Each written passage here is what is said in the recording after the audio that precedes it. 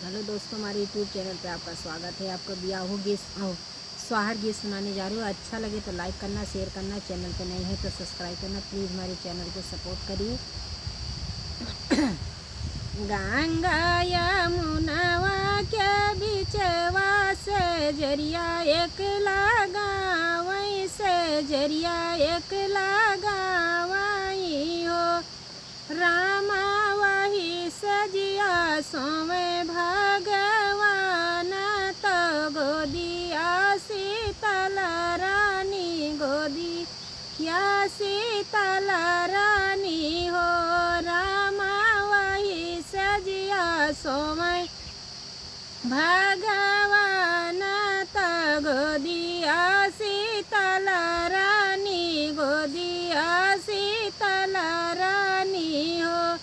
सुआई साई सीता जागई त रामा का जागावई त रामा का जागावई हो।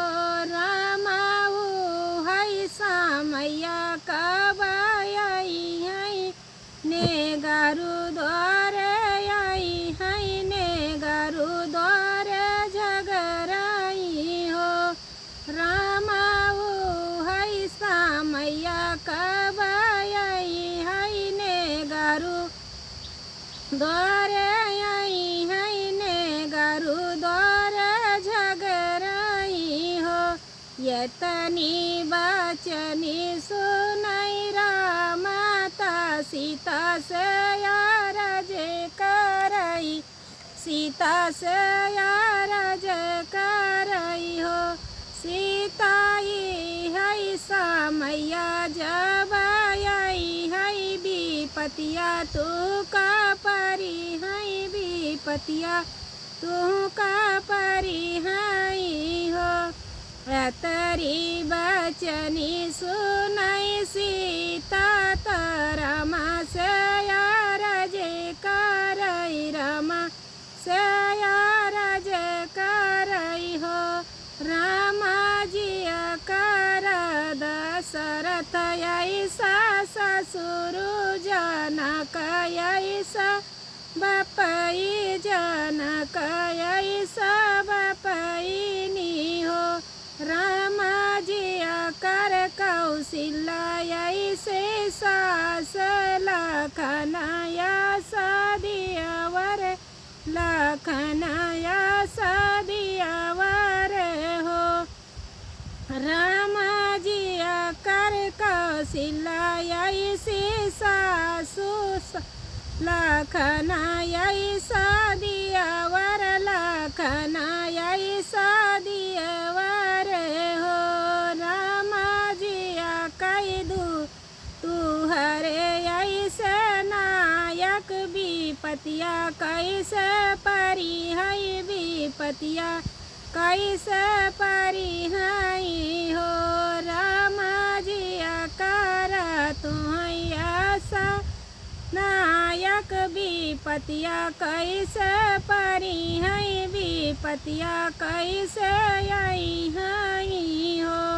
यतनी बचनी सुनई रामाता सीता से यारज करई सीता से यारज करई हो।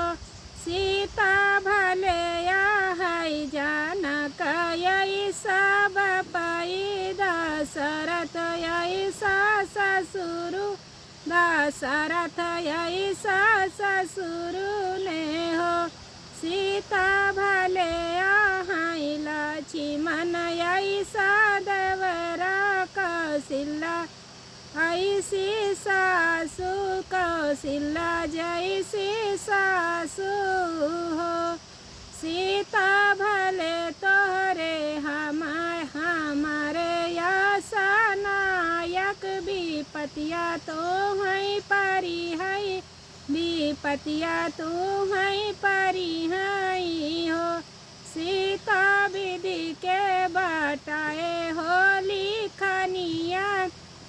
लिखनिया नाय सीता विधि के बटाए हो लिखनिया लिखनिया ना के